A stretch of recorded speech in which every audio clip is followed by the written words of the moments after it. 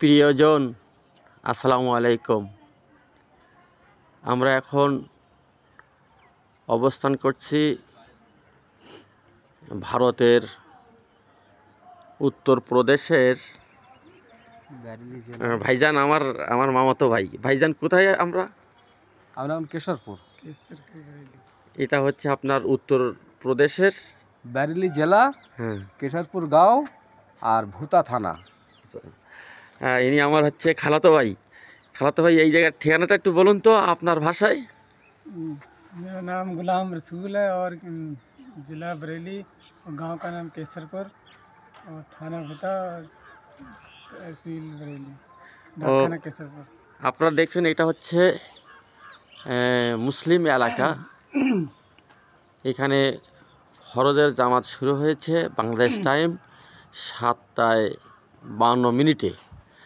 এখন সূর্য উদয় হচ্ছে। এখন আপনাদের দেখাচ্ছি এই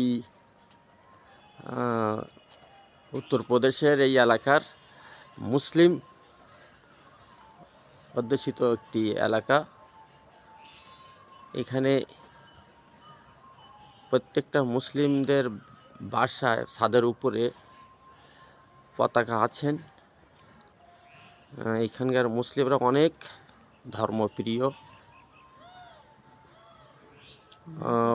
প্রত্যেক নামাজ শেষেই এখানে হাতে হাতে মোসাফা করে কলা বলি। আমার ভাইজান ভালো বলতে পারবে এই এলাকার, একটু বলেন তো। ওই গোলাম রসুল হচ্ছে এখানকার হিন্দি ভাষা বুঝতে পারবে না, মানে ইনি হচ্ছে আমাদের ওয়েস্ট বেঙ্গলে আমার মামাতো ভাইয়ের বাসা।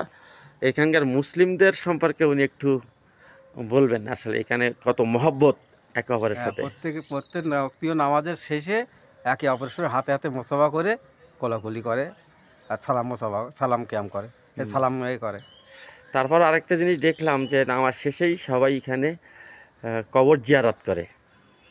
হ্যাঁ, আমি যেটা দেখেছি আমাদের এলাকায়, আমি মিরপুর এলাকায় থাকি, তো সেখানকার যে নামাজ আমরা পড়ি, নামাজ পড়েই আমরা স্বল্প সময়ের জন্য সালাম বিনিময় করে আমরা সবাই কর্মস্থলে চলে যাই। বাট এখানে কিছু সময় ধরে মিনিমাম 10 মিনিটের মতো একে অপরের কুশল বিনিময় করে।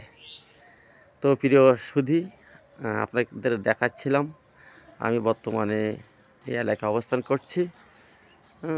এই এলাকার মুসলিমদের যে একে অপরের প্রতি যে ভালোবাসা, যে মহব্বত, যে এলাকা, এখানকার যে কালচার, সেগুলোই আপনাদেরকে আসলে দেখাতে চাচ্ছিলাম। ওকে, আসসালামু আলাইকুম।